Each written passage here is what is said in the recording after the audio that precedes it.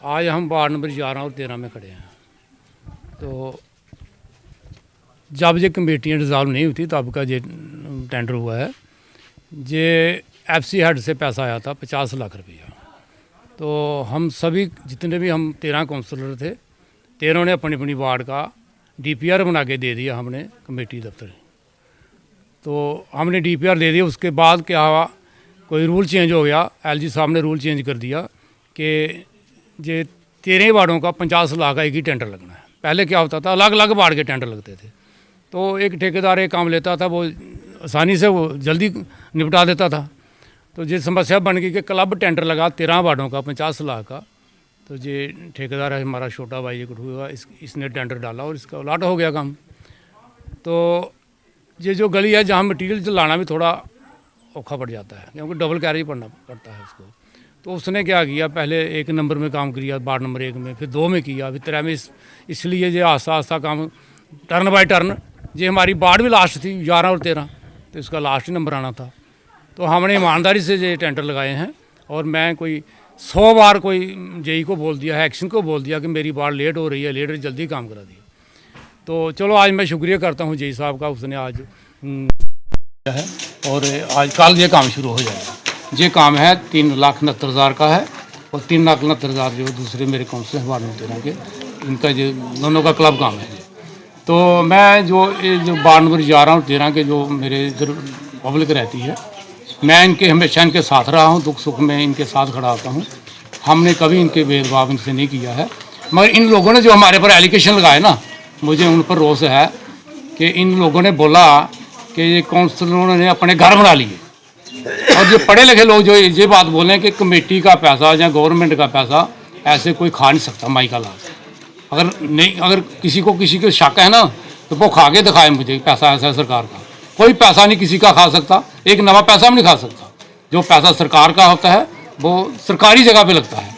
तो मैं, मेरे साथ जितने भी आज आए हैं, भाग सिंह जी आए हैं, हमारे प्रताप सिंह जी हैं, रामपाल जी, अवे जी, जितने भी खड़े हैं, इनको भी मैं इसलिए साथ लाया हूँ कि ये टेंडर सरकार की गलती से लेट हुआ है, काम काउंसलरों की गलती से नहीं हुआ। काउंसलरों ने तो टेंडर लगा दिए, एस्टिमेट दे दिए, सरकार ने जो क्लब टेंडर लगाया तो लेट ऑटोमेटिकली होना था। ये तो आज कल ये शुरू हो जाएगा काम। ठेकेदार आए हैं, हमें JE भी, उन्होंने भी मुझे फ़ोन किया है, कल से ये काम शुरू हो जाएगा और A क्लास काम होगा। ये टेंडर का काम होगा। अगर कोई गलत काम करेगा हम ठेकेदार को भी पकड़ेंगे। ये सही काम कराओ भाई, हमारी जो गरीब बस्ती है, गरीब लोगों की गली है, ये अच्छे से बनाना इसको।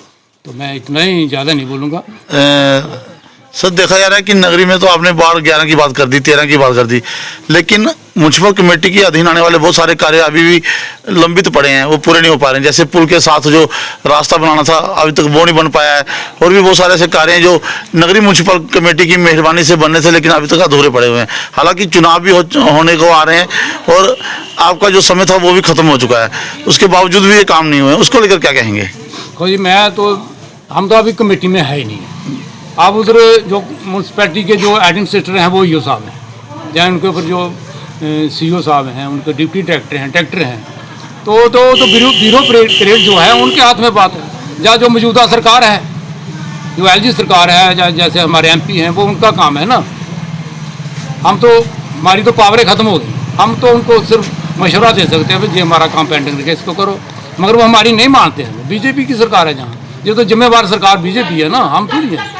हम तो आ गए हैं कमेटी में। ये तो पहले का टेंडर लगा हुआ है जिस पर हम फोकस कर रहे हैं। नहीं, वो भी पहले की टेंडर लगे हुआ ना, जो नहीं, उसका टेंडर नहीं लगा है। जो पुल का ना, जो फोटो ब्रिज है, उसका टेंडर भी नहीं लगा है। हमको धोखे में रखा उन्होंने, अपार्टमेंट वालों ने। पिछले साल जब वो बह गया था ना, हमने बुलाया एक्शन आया, AW आया, उन्होंने उसका जो दशहरा ग्राउंड वाला पुल है उसका टेंडर कर दिया।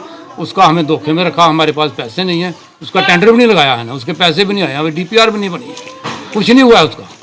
मैं स्पष्ट देना चाहता हूँ। तो क्या लगता है कि नगरी के लोग जो है वो राजनीति शिकार हो रहे हैं ना? पूछना चाहिए ना जनता ने, BJP वालों को।